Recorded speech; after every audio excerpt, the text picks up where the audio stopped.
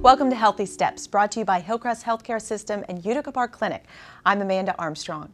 Today, diabetes educator Christy Covey is here to help us better understand how to read food labels. Christy, at first glance, these food labels can look pretty confusing.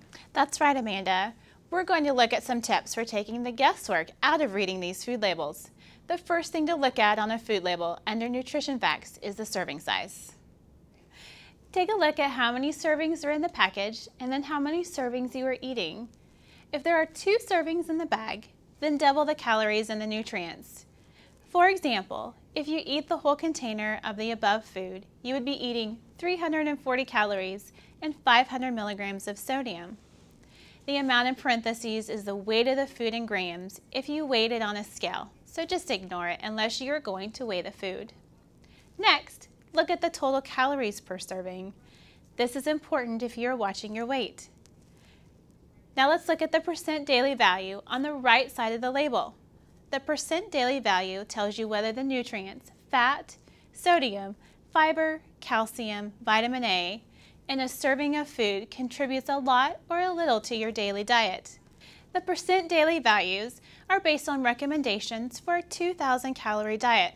Not everyone eats exactly 2,000 calories per day, so an easy way to see if the food is healthy is to use the rule of 5 and 20.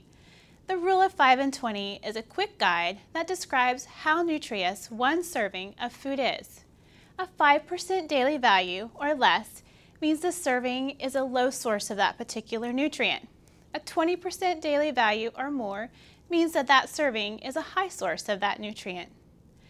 Health experts recommend limiting the top nutrients: total fat, saturated fat, trans fat, cholesterol, and sodium, and getting enough of the bottom nutrients: dietary fiber, vitamin A, vitamin C, calcium, and iron.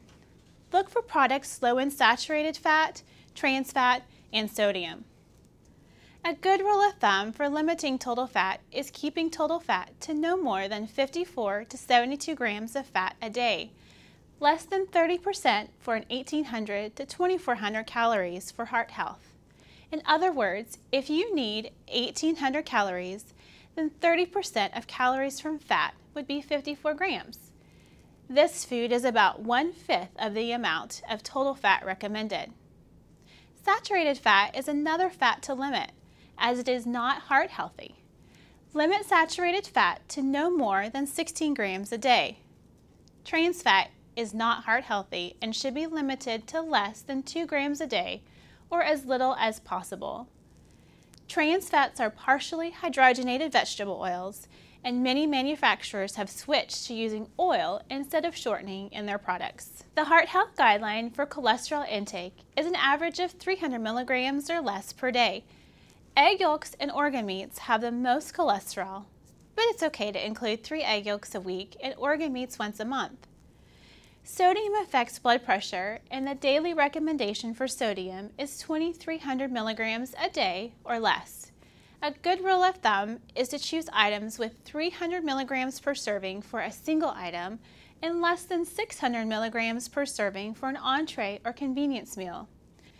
Each serving of carbohydrate contains 15 grams. For example, this label contains 22 grams of carbohydrate, or about 1.5 servings of carbohydrate. Fiber is a nutrient that keeps our gut healthy and keeps us regular. The fiber recommendation of 20 to 35 grams per day for adults is typically not reached.